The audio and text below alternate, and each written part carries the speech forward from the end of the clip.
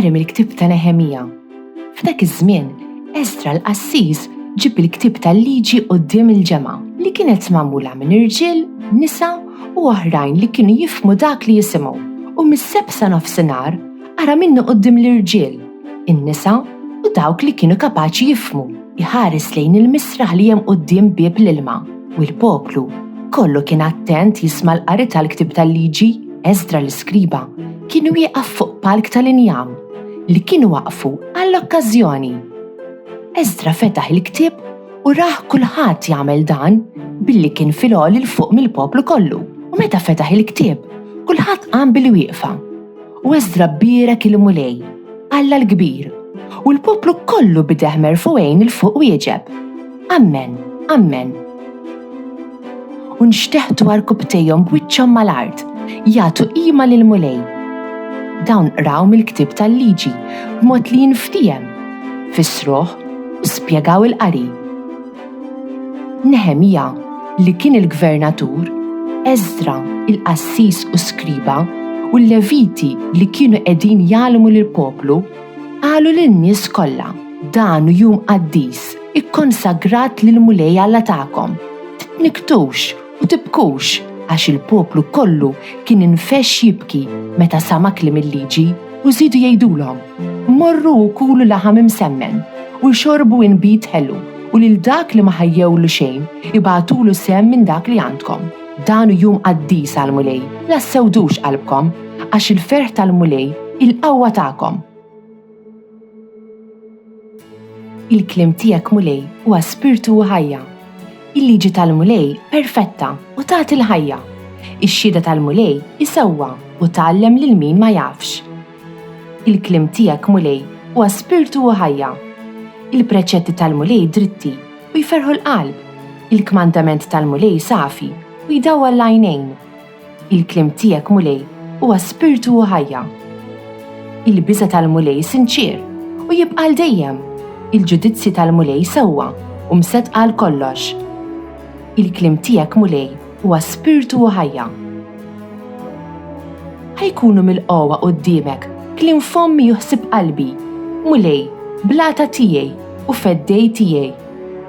Il-kliem tiegħek mulej huwa spirtu u ħajja. Qari mill-ewwel ittra ta' San Pawl Apostli lill-Korintin.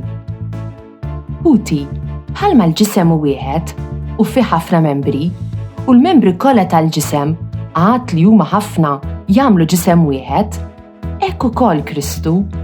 Għax aħna wkoll il-koll tammidna fis-spirtu wieħed biex nagħmlu ġisem wieħed, sew Lut, sew Griki, sew il-sira, sew ħielsa, u l-koll xrobna minn spirtu wieħed. Issa l-ġisem mhuwiex membru wieħed, imma magħmul minn ħafna membri. Intom il-ġisem ta' Kristu, u kull wieħed minnkom membru tiegħu. Alleluja, alleluja. Il-mulej bagħatni nwassal il-bxara tajba lill-fqajrin u rrott il-ħelsien lill-maħqurin. Alleluja, alleluja. Bidu tal-Evanġelju skont San Luqa. Bosta kienu dawk li ħadu f'idejhom ix-xogħol li jiġbru b'ordni f'rakkont wieħed il-ġrajja li seħħew fostna. Kif għaddewhom lilna dawk li sa mill-bidu rawhom b'għajnejhom stess u saru ministri tal-kelma. Hekk ukoll jien, Għażiż Teofilu, wara li bir-reqqa kollha qatt infittex it-tarif dwar kull ma ġara sa mill-bidunet, tir li għandu niktiblek kollox ħaġa b'ħaġa biex taraf sewwa l-verità sħiħa dwar kull ma tallimt.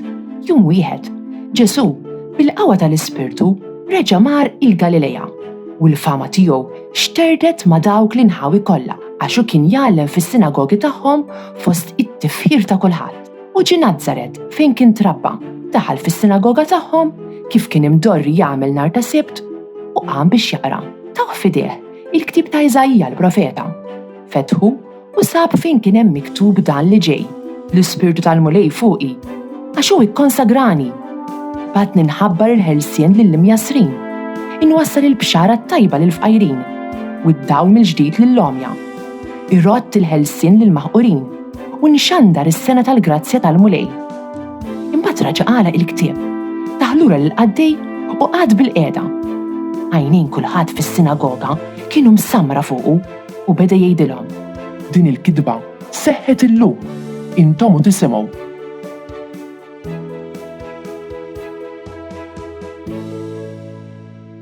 Dan hu t-tielet ħadd ta' matul is-sena u l-ewwel qari u dwar Eżdra l-Qassis. Eżdra kien fost dawk il-Lud li kienu ġew eżiljati fil-Babilonja. Fil-Babilonja, ħafna Lud insew il-kultura u t-tradizzjonijiet tagħhom, imbagħad ġabu permess biex jerġgħu lura f'darhom Ġerusalemm. Imma sabuha meqruda. Kif bdew jerġgħu jibnuha, Eżdra kien jgħallem u jfakkar lil-Lud fil-kultura tagħhom. Fakkarhom min kienu.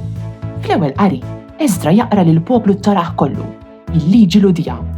Il-Lud kienu eċitati x'inbdew jiftakru min kienu u x'relazzjoni speċjali kellhom Alla. Neħemija kiteb u l-poplu kollu bideħ merfewejn il-fuq wieġeb. Ammen, ammen. Ħafna Kattoliċi llum insew l-identità tagħhom għax ma jmorrux għall-quddiesa. Jekk ma nisimgħux il-kelma ta' Alla, aħna ninsew x'inhu l-aktar importanti. Ninsew l-wedid ta' Alla u imħabtu għalina. Kollha qed nipprovaw nadattaw u rridu li nagħmlu dak li n-nies illum taħseb li hu tajjeb u jgħaddi. Qed inħallu persuni oħra jgħidulna x'inhu l-aktar importanti bil-mużika u l-films u t-televiżjoni. Fil-proċess, ma nibqgħux naraw x'inhu l-pjan ta' Alla għalina.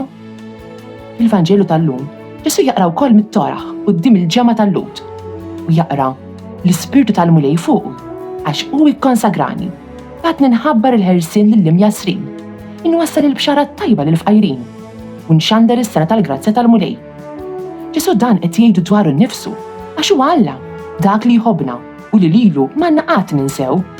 Melejja nipprovaw inkunu bħal Eżdra, jew naqraw il-kelma ta' Alla u niftakru f'imħabtu għalina ta' kuljum, jew ngħinu oħrajn iħossu l-preżenza ta' Alla llum permezz tal-kliem ta' verità li ngħidu u l-emejjel tajba tagħna. This Maltese translation was produced in collaboration with the Church in Gozo. Don't forget to like, subscribe, and support this channel on Patreon using the link in the description. Thanks for watching!